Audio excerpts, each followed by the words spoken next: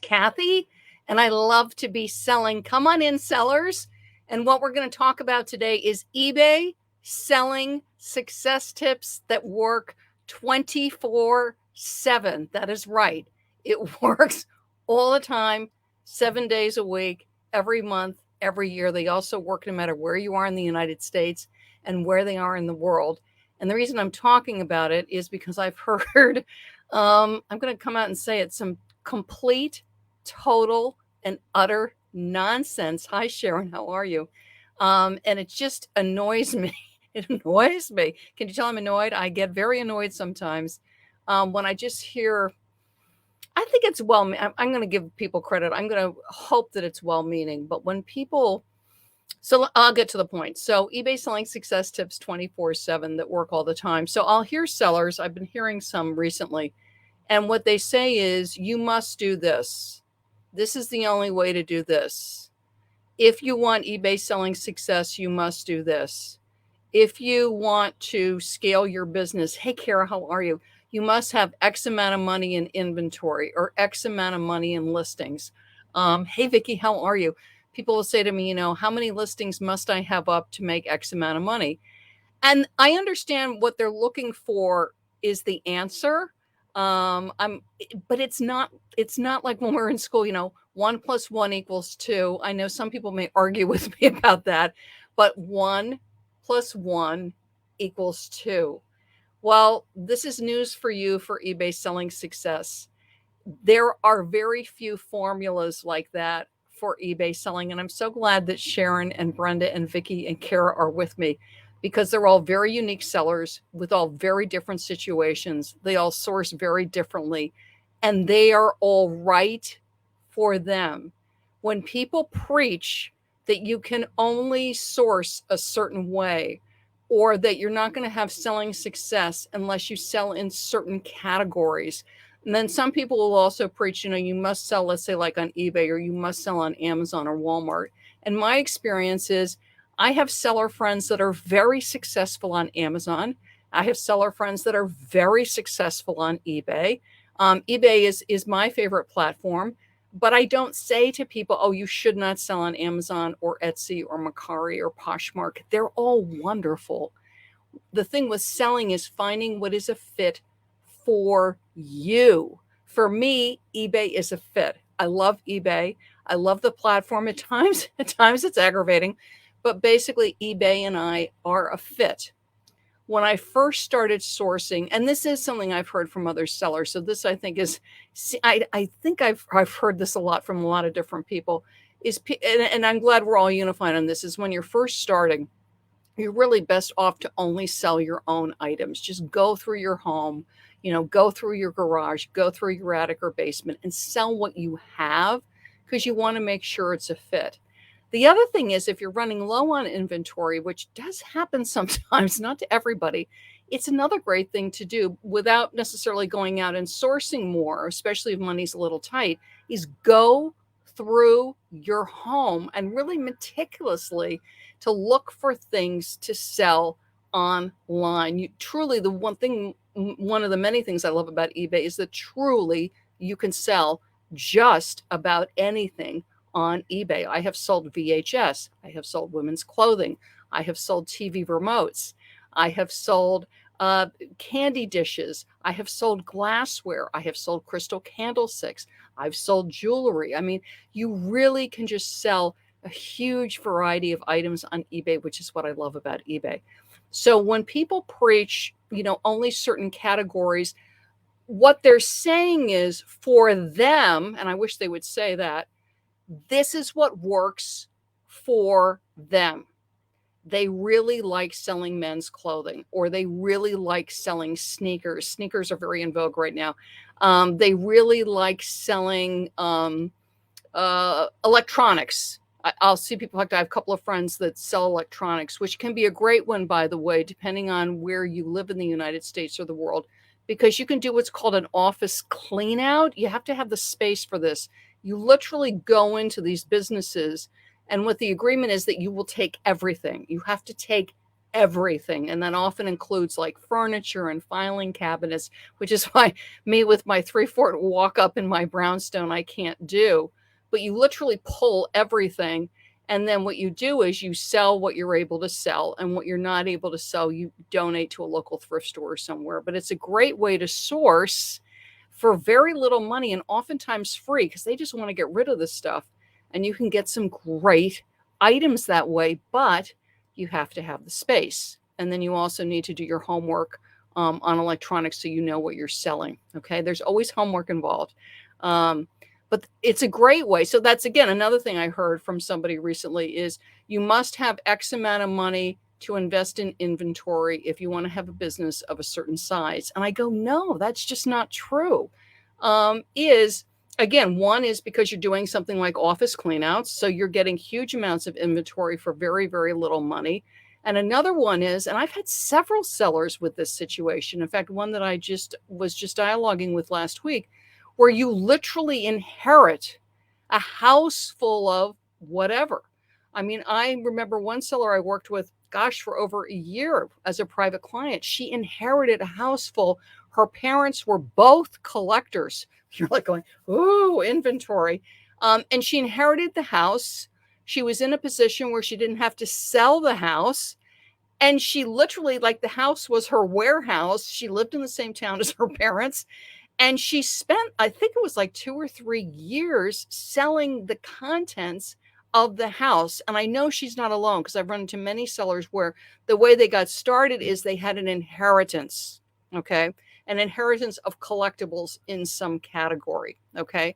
So to say there's a certain dollar amount, it's just not true. And the other thing is it depends what category you're in. Yes, if I'm selling high-end luxury goods and I have authentic sources for my high-end luxury goods, yes, it'll probably be a pretty high dollar amount for me to have X amount of inventory to sell on eBay, okay? But if I'm in office cleanout, or if I have access, and this is the next thing, what is your inventory source? If you are shopping outlet malls, your margin, your profit is different because you're paying X amount of money, you're selling it for X amount of money, and then you deduct your eBay fees and your shipping costs, okay? As opposed to if you have really great yard sales, if you have really great church sales, the kind of thing where you get bags of clothing for like $1, or bags of home decor, or you have really good estate sales. I know one seller, because you can do this online too, by the way, where they have discovered great auctions online. Again, more homework. And so what works for them is they bid on these auctions. They look at the items, they do their homework, they know what the things are worth, they know roughly what they'll get, and then they bid because they know roughly how high they're willing to go. So, big lie. Selling Success Secret 1 saying you must have X amount of money to scale your business to whatever size, and that's not true. It depends on what do I have on hand, what do I have access to? And if you're a consignment seller, I mean, I've got several wonderful friends that are consignment sellers. Libby, Conchi Consignments, and they have a wonderful YouTube channel, by the way, Consignment Chats. Tiffany, Tiffany's Treasures and Trinkets, also part of Consignment Chats. And Molly, also part of Consignment Chats. Consignment is a great way to scale because you're taking the inventory on. It's no cost to you. Now, you need to set up an inventory system and you need to track how you're paying people, but there's no startup cost. You pretty much unlimited inventory because people love to hand you things to sell for them. And that can be a model to scale. So eBay Selling Success is, what do you want? What categories do you want to sell in? For me, I'm limited on weight. I did sell heavier things in the past, but again, I'm in a brownstone in New York City. I have to walk 2 flights up and 2 flights down, or somebody does. So what I have found for me, and I used to sell a lot more china and glassware, and frankly, it's heavy. It's heavy to bring it up. It's heavy to take it out. And I said, you know what? And people just aren't entertaining the same way that they used to. I said, you know what? I'm not doing this anymore. I'm not doing anything heavy. You might have heard my story. I had some really cool, because being in New York City, you find some really cool stuff. They were literally like the size of small children superheroes. I had a Batman and I had a Superman. It must have been a display in a store because it ended up in a thrift shop. It was I mean, you can't research things like that. Super cool. I just looked at it. They were not a lot of money. They were like $5 a piece. I'm like, these are fabulous. I literally carried one under each arm, and you should have seen me going up the stairs with them. And they sold. I mean, I did really well with them. I made really good money, and they didn't live in the house too long, which was good because the only place to put them, because at the time I didn't have a storage unit, was in my living room. So I literally, on one side of the living room was Batman, and on the other side of the living room was Superman. And my husband and my friends, everybody sort of had to tippy-toe around. I'm like, please don't anybody break Superman and Batman. They sold like within a couple months of my having them. The reason I would not do Superman and Batman again was, then this is like for my newer sellers, but even more experienced, is, for instance, Batman's got ears. So you got to bubble wrap the ears. I mean, there's all the fingers. So when you're wrapping something where something's sticking out, like ears, like fingers, but it can happen on vases and lamps, you got to wrap it. And something like a figure like that, so you wrap with the bubble. It goes into a box, and then it's got to go into another box within a box. Because if it drops, you want it to be crush proof. And of course, they both shipped to the West Coast. I'm in New York. I was like, oh. So like when I shipped it, I was like, please, please. I was literally praying, please, please. And they both arrived intact. But I was like, I'm not doing Superman and Batman again. So I learned I don't want to ship big. I don't want to ship heavy. Now, somebody else, you've got the space. I had two dear friends, if I remember correctly, they were in Indiana. They actually had a warehouse on their property. The home that they bought had a warehouse barn on the property, and they had a warehouse. They could have pallets delivered to their home. The warehouse was their facility where everything went. So different sourcing. So again, what works for you? What is your storage space like? Do you have a storage unit? Do you have a garage? Do you have a storage unit that's close to you so you're not spending an hour each way going to the storage unit? Because you got to factor all these things in.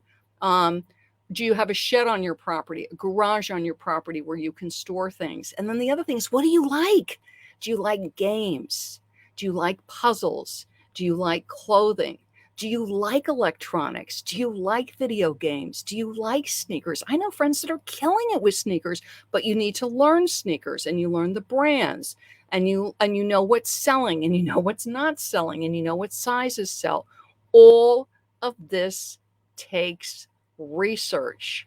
There is no one size fits all. Kara, who's with me, who is a wonderful seller, she had some things happen with her business where she had physical limitations for a while because of an injury.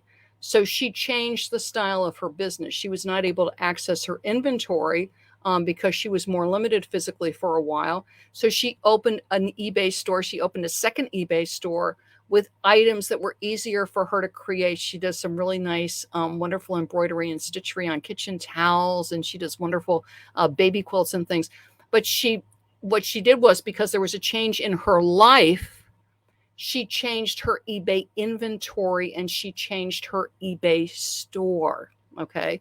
For me, the change in my life at the beginning was I was a very part-time seller, only selling personal possessions because my focus was on my mom because she was in failing health.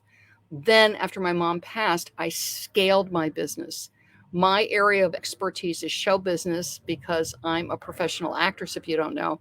So I know theater and I know film very, very well as far as like actors and productions and things like that. At the time, I'm going to date myself. This is before DVDs and streaming. Vintage VHS was really in.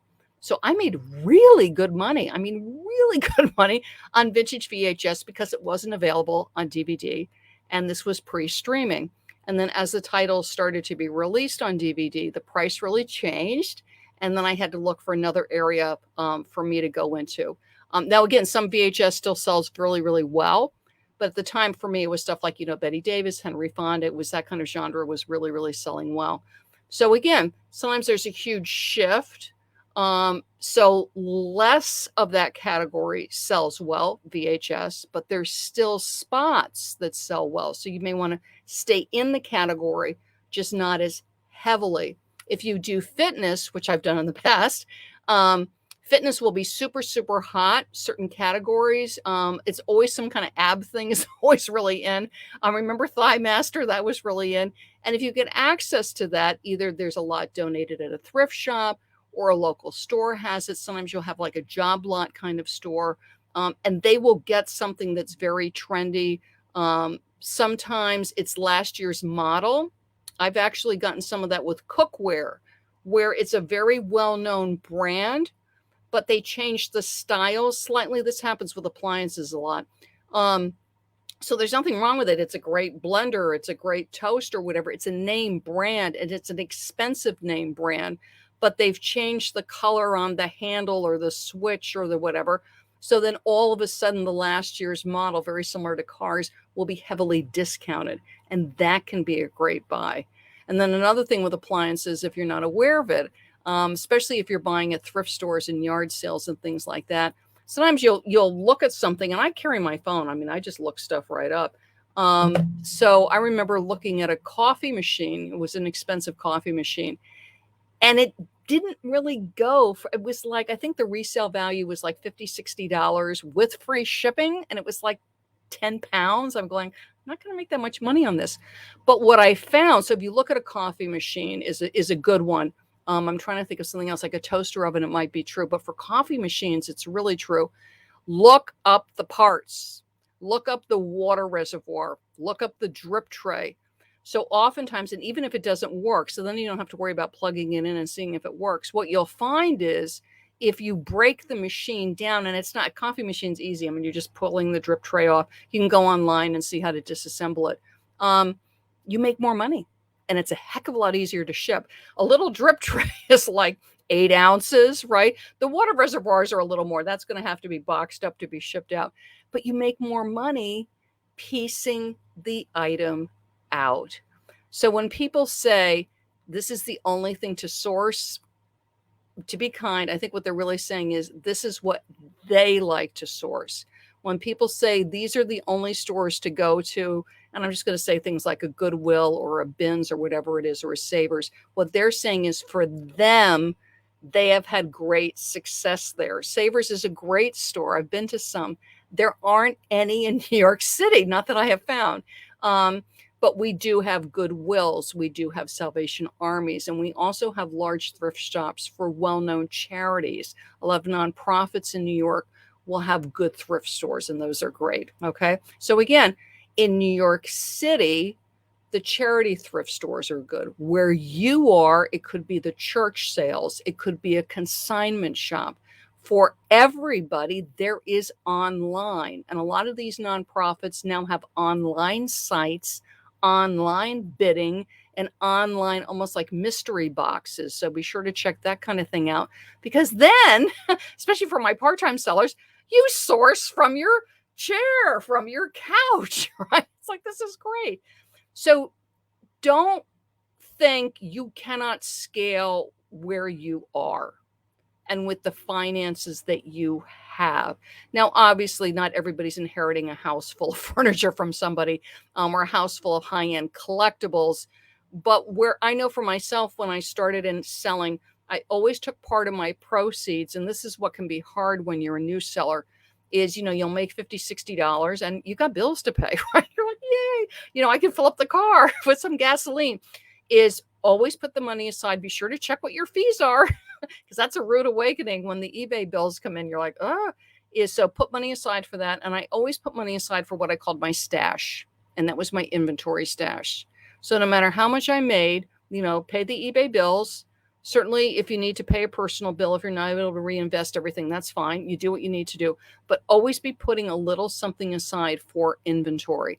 And this is true no matter what level you're at. If you're making $50,000 a year, $100,000 a year, $150,000 a year, and the bigger sellers know this, is that as you're scaling, as you're growing, as you're selling, part of that money is always getting put aside for inventory, because you'll run into a situation with a wholesaler or a retailer, or, somebody's moving and they offer you, to sell an entire house full of high-end collectibles or whatever.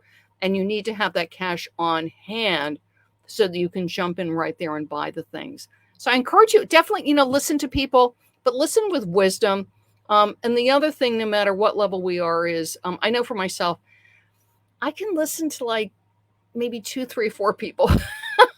When people say they listen to, and again, I'm sorry, because I'm saying like, don't listen to 10 people, right? But it's good to listen to a variety, and some people are highly entertaining, and it's fun to listen to them just because they're very entertaining. But when you're listening to people for truth on inventory sourcing or truth on running your business, I think it's more helpful to find, I should share, this is what works for me, is to find a couple people that have truth for you, that resonate for you. And then of course, every now and then you want to change it up and to listen to some other people. Because you don't want to get like too much with the blinkers on. When you're new, it really does help to listen to a few people, because what'll happen is you sort of get caught like a deer in a headlight, and then you don't make any forward movement because you're too busy listening to everything and you're not doing anything. So listen, but take action. Listen, list, listen, source, listen, sell. You're going to make mistakes. It's going to happen. And this is true whether you're newer seller, intermediate, or advanced. We all make mistakes. Anybody who says they don't make mistakes, message me. I want to talk to you. Be putting money aside. Always be looking for new inventory sources. Always be looking for new categories, or within the category. Like let's say, like with Kara, I know she sells some beautiful kitchen towels and baby items. So within that, I'm also always looking for, within what I sell, within my categories, like kitchen, like kids, with what I have on hand, with the materials that I have on hand, are there other things that I can create that are going to sell? Okay. So then I'm using what I have. I'm not going out and buying anything. Are there other things that I can sell? If there's inventory that you love, like women's clothing, and you want to expand, one thing to do is to go, well, what goes with women's clothing? What else could I be doing? Hats, shoes, jewelry, or maybe I'll do women's and men's, or women's and craft supplies. I try to think of things that like would make sense to go together. It's great to be soup to nuts. I'm all for that. But what you'll find is there's certain categories that you really love, and that's more towards what you're gravitating towards. But always think about, like, how does this fit? Like my things are good for families on a budget. My items are moderate priced, or my items are more luxury priced, or my items are very much do-it-yourselfers. It's a lot of crafting, like kind of items, that kind of thing. So always be thinking that, but there are no rules. You find what works for you. You also find what works for where you live in the United States and the world, because there's different inventory sources depending on where you live in the world. So it's wonderful to hear somebody rave about a store that's in their area, but if you don't have it, it does. But a store that is in my area, so perhaps I don't have, I'm just going to pick LL Bean because I love LL Bean. So they talk about there's this great outlet, LL Bean, in their area, and I'm going, well, I don't have one, but I might have another sort of outdoorsy store, and let me go check that. Okay. So it's always like, okay, I don't have this, but I have this. Let me go look at it. Okay. And you will test categories. Like for me, I tested craft supplies that I don't craft. I mean, I just don't. My sister crafts. She's a great crafter. She has all the crafting genes. I don't. I bombed in crafts because you know what? I didn't put the work in to really study it. I jumped on it because a lot of other people were doing crafts. So I'm let me try crafts. New York City is not a great area to source great crafting things, because I just don't think New Yorkers really craft a lot. They do other things. But for instance, like New York is great for show business memorabilia, which I'm really good at because of my show business background, my husband's show business. So I know my Broadway shows, I know my Broadway stars, and you get great Broadway show memorabilia like cast gifts. I mean, some really unique, cool stuff in thrift shops in New York. So that stuff I just gravitate towards because I know it and I know what I can sell it for.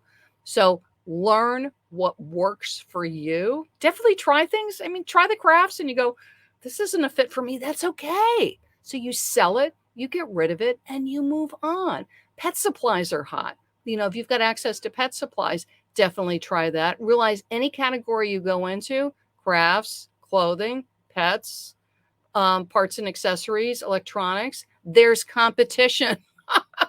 Other people are doing it too, but that's okay because there's plenty of room. And you put up the best listings that you can, and you source the best way you can, and you ship the best way you can, and you will do great.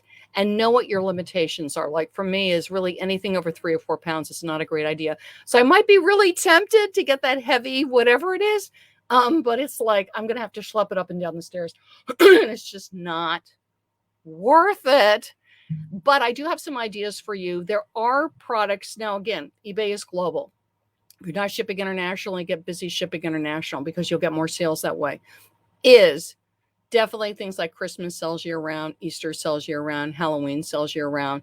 Definitely, like we're into fall, winter now in the United States, and I'll date this. This is November 2021.